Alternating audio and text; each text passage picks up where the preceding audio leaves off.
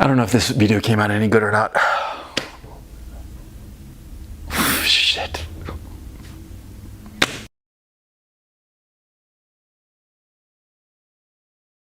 So in the comments section of my channel, there was this fellow who wrote that he had been lusting after some girl at work or someplace like that. And he had been lusting after her for like a full God knows how long. And he had finally worked up the nerve to approach her. And she had apparently shot him down. And therefore, because of this failure on his part, he was not going to approach another woman for a full year. I mean, I was, gobsmacked. And I thought to myself, at this rate, this poor schmuck is going to basically approach 10 women over the course of the next decade. And what are the odds that he doesn't, succeed with any of them, that he strikes out with all 10 of them, huh? Low or high? What do you think? Right? Okay, I'll tell you a story. And this is going to sound like a brag, and it's not a brag, but actually it is a brag, so fuck it. Back in like the late 90s, early 2000s, 98, 99, 2000, 2001, I was living in New York City. I had a place in Manhattan, nice loft. And one time, I think this was in 2000, I banged 7 different girls on 7 consecutive nights.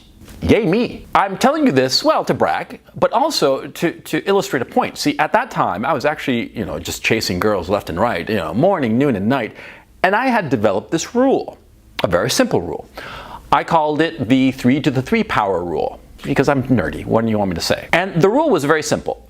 I figured that for every 3 women whom I approached, at a club, at a museum, on the street, anywhere, for every 3 women, only 1 would give me her phone number. And of 3 women who had given me their phone number, only 1 would agree to a first date. And of the 3 women with whom I went out on a first date, only 1 would I end up having any kind of a relationship, romantic, sexual, what have you, right? So it was basically, a third times a third times a third. That is 1 out of every 27 girls that I approached would end in success, if you will, right?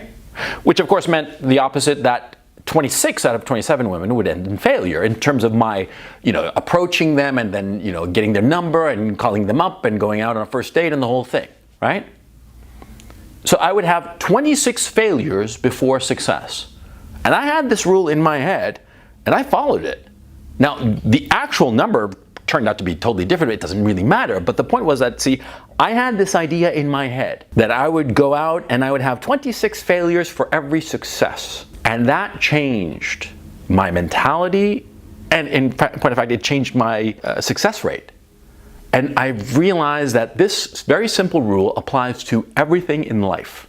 Everything in life. Because life is a numbers game. Never forget that.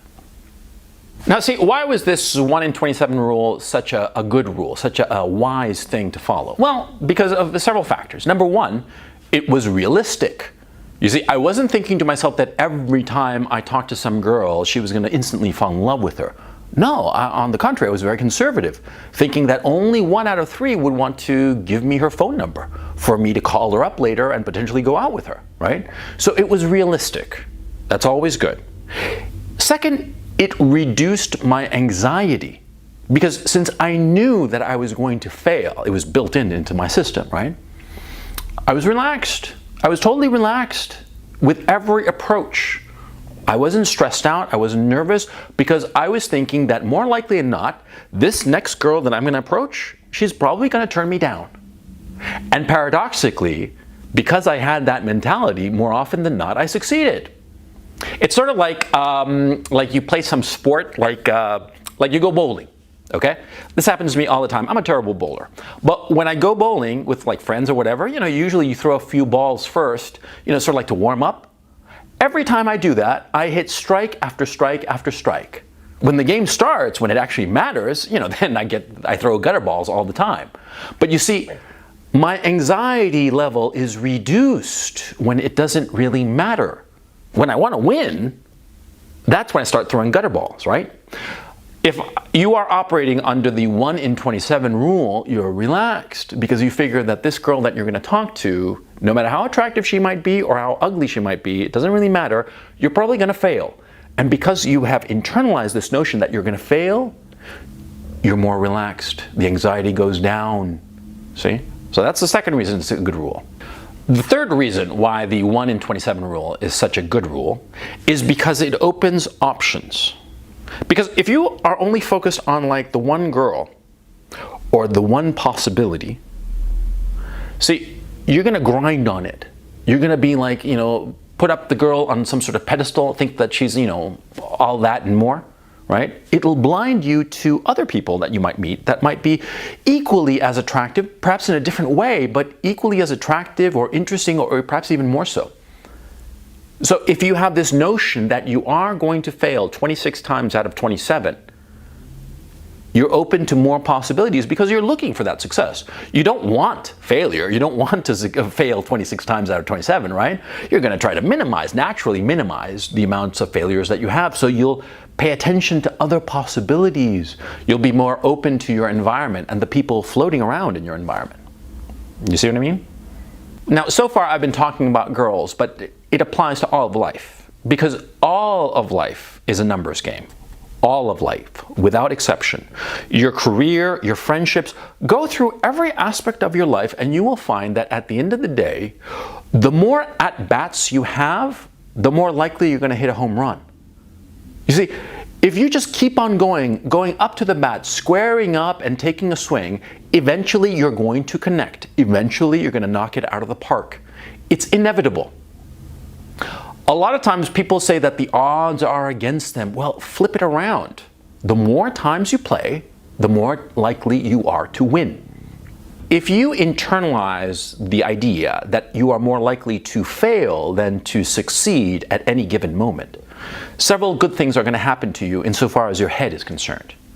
The first one is that you will value success more because you will realize that success is few and far between. If you internalize the notion that you are more likely not to fail, then when you finally do succeed, you'll take more care of it. You'll treat it more gently. You won't be so cavalier about it. In my own case, I was exceptionally lucky insofar as publishing is concerned. I wrote a novel, actually my second novel, my first English language novel.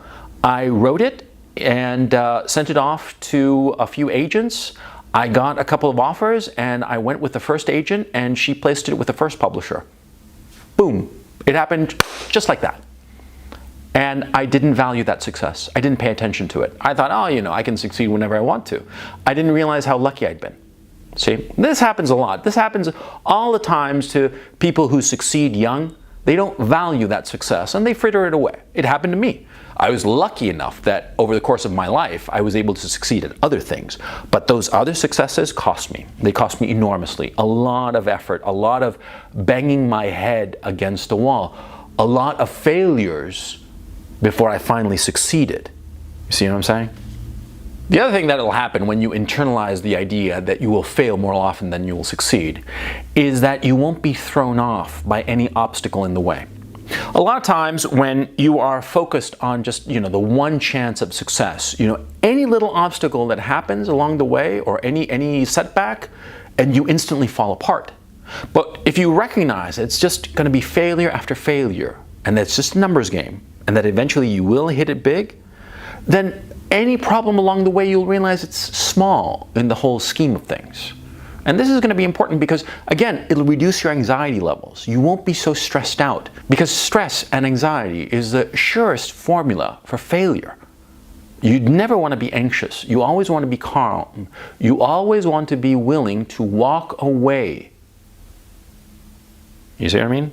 And finally, the most important thing that will happen to you is that when you have an opportunity that is almost a success, but not quite, an opportunity that will make you compromise rather severely on the things that matter to you, you will be able to walk away.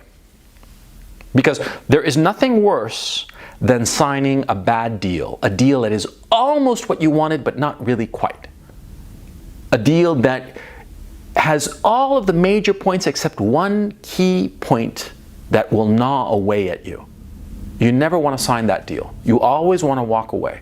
You always want to say to yourself, you know, I came close, but this wasn't really a success. It was a near success, but it was just one more of the 26 failures. You see what I'm saying? Because there's nothing more tempting than to sign to a deal that is almost good, to hook up with a woman who's almost the right one, but not quite. There's nothing worse than that feeling, because it's like you got to the 99-yard line and there's that 1 yard. Now, you can cheat yourself by compromising. Never do that. Never do that. Especially when you're that close. Never compromise. Because at the end of the day, if you compromise, you're the one who's going to be suffering. Okay? If you internalize the notion that it's going to be 26 failures before you succeed, then you'll say to yourself, well, you know, I almost got there. It's the 99-yard line, but it's not really a touchdown. So fuck it. Let's start again. And that, in the long run, is the healthier attitude. It's harder, but in the long run, it's better. It's what you want to be. Never compromise on what's important. On the little things, sure, but on the big things, the things that matter. That final yard line before the touchdown, don't compromise. Don't cheat yourself. Because, like the expression says, you're cheating yourself, nobody else. And you will regret it. So don't. It's easy to fall into the trap of the one shot, that you only have the one shot, and if you fail at that one shot, it's over. It's easy to fall into that trap because, in a very real sense, when you decide that there's only one opportunity for you and you fail, it sort of like frees you of the responsibility. You can just like ease back and say, oh, it wasn't me, you know, it was just circumstances. You know, I tried, like the guy I told you at the beginning of this video, that he tried with that one girl and she didn't want him and she just, you know, turned him down. He tried, but, you know, it didn't work out. So, you know, oh, it's not my fault. It was just, you know, she didn't want me. Circumstances, you know, bad luck. It's easy to fall into that mentality. And you won't be forced to try. And that's why it's so seductive. And that's why it's the easy path. Because if you fail at the one shot, you'll be tempted to just lean back and forget about it and say, you know, it's just not for me. You know, I'm just never going to have a woman. I'm just never going to be a success at whatever thing I want. I'll just be a failure because I had my one shot, but I failed. And so I'm not going to try again. Because, you see, trying is hard. Going from one rejection to the next, always going forward, and swallowing that rejection one after the other like spoonfuls of shit, it's fucking hard. Nobody's saying otherwise. It is fucking difficult. But you see, if you don't eat spoonful after spoonful of shit, you won't get to where you want to be. And at the end of the day, you want to achieve the things that you set your mind to. Because that feeling of finally succeeding, that feeling of fucking 7 different girls on 7 different nights, that feeling of reaching the end zone and spiking the ball and knowing that you made it, that you succeeded, that feeling of like hitting that ball and feeling that beautiful, wonderful crack of the ball against your bat and watching as it zooms way out center field, right? There's nothing better. It is the most addictive high in the world. It's the best high. And the great thing about it is that, unlike illegal drugs, when you get high on success, it makes you better.